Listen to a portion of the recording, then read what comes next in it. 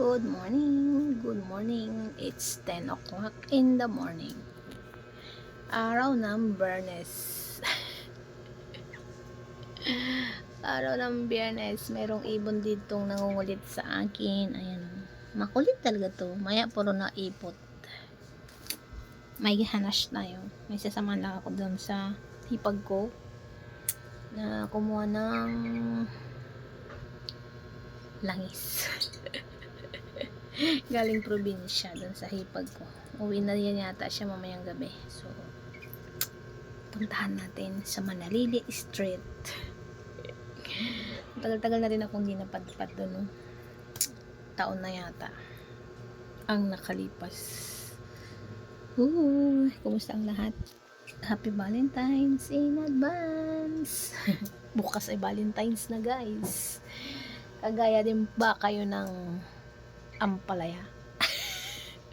Bitter din ba kayo sa Valentine's? Kung bitter ka, o di ampalaya ka. Wala, nakakonek lang tayo sa bitter or sweet. Ayan, sweet as apple. Sweet as apple ang Valentine's mo, or bitter as ampalaya. Saan ka dito?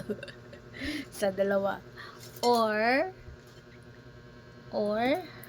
ito, ganito ba kalaki ang pasaging nyo ngayong Valentine's? Mukhang malit yata. Malit ba ang pasaging nyo ngayong Valentine's? Naughty mind, nagpasaging kayo kung kailangang magpasaging kayo.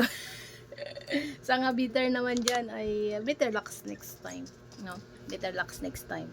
Malay nyo next Valentine ay may ka-Valentine na kayo. Wala, mga lang tayo, amusing content lang tayo ngayong araw. Good vibes content, diba? Kasi napapanahon ang topic natin kasi Valentine's, diba? Nakarelate ba kayo sa apple, sa ampalaya, or sa saging? San kayo sa tatlo? Sa akin, doon tayo sa apple.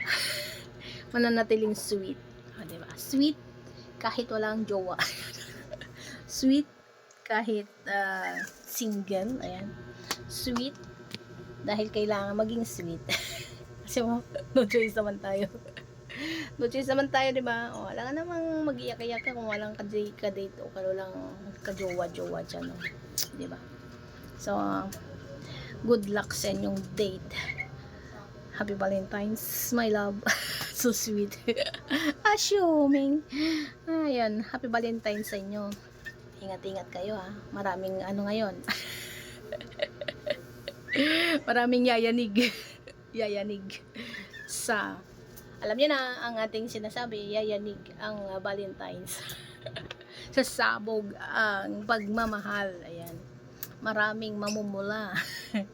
Maraming lilipad na rosas, chocolates. Sana kahit isa man lang may ma-receive tayo. Kaya lang, good luck na lang. So, ganun lang, guys. Happy Valentine's. Wala, amusing content by Madiskarting Nanay. Ito pala. Thanks for watching.